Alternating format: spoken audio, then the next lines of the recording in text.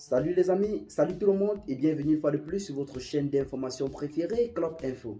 Aujourd'hui, nous continuons une fois de plus du côté du Mali où nous avons le président de la République, Alassane Draman Ouattara, qui semble être véritablement engagé à nuire et même à détruire son homologue malien, le colonel Assimi Goïta.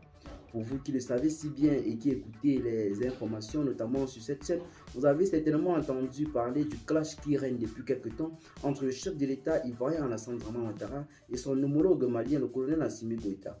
Pour de nombreux observateurs avertis, le président Alassane Ouattara fait de l'application des sanctions de la CEDEAO et de l'UEMOA contre le Mali une question d'honneur personnel. Il ferait feu de tout bois pour faire reculer les autorités de la transition malienne. Selon certaines sources, le président ivoirien aurait soupçonné Tiemoko Meïlé Koné d'un certain laxisme à la tête de la BCEAO en faveur du Mali, dans le cadre des sanctions prises à son encontre. M. Koné, qui n'a pas oublié ses origines xénophobes du Mali, région de Sikasso, aurait aidé l'économie malienne par certains mécanismes à résister héroïquement aux sanctions financières édictées par les chefs d'État de la CEDEAO et de l'UEMOA et que des premiers responsables de la BCEAO n'ont pas nécessairement apprécié.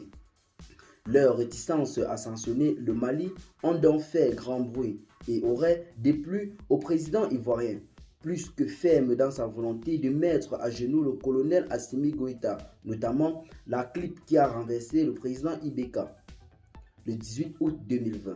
Cela a suffi pour décider.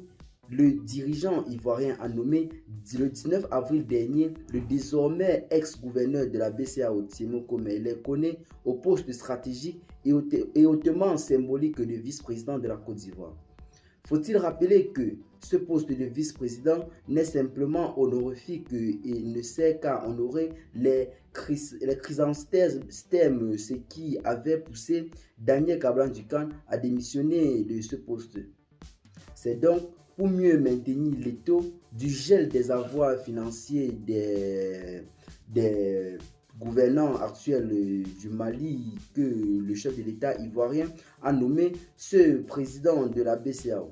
Le président Alassane Draman Ouattara, président de la Côte d'Ivoire, vient de relever Tiemoko Meïlé Koné à la tête de cette institution pour y nommer son homme de confiance, Jean-Claude Kassibou, récemment encore président de la commission de la CEDEAO. Ce dernier est connu comme étant très engagé à punir les auteurs de coups d'État qui ont renversé Ibeka et dissuadé ainsi d'éventuels militaires comploteurs putschistes de la sous-région ouest africaine. En effet, pour le président Alassane Ouattara, il faut tout mettre en œuvre pour obliger les hommes forts du Mali à ajouter l'eau dans leur Niamankoundji. Jus de gingembre, comme il avait si bel et bien dit sur la chaîne de télévision France 24. Comme pour dire que les dirigeants de la CEDEAO ne doivent pas perdre la face au colonel Assimi Goïta.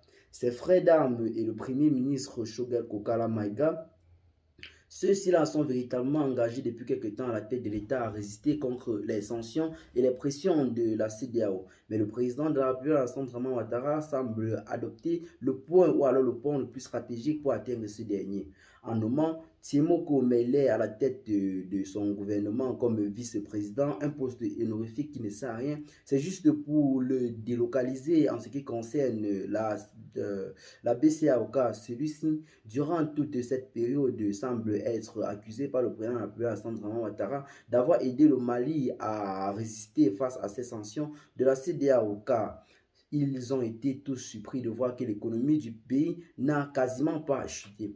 Qu'est-ce que vous en pensez? Partagez la vidéo à vos amis si vous l'avez trouvée intéressante. Abonnez-vous à la chaîne si ce n'est pas encore fait. Et à très bientôt pour de nouvelles informations. Bye bye.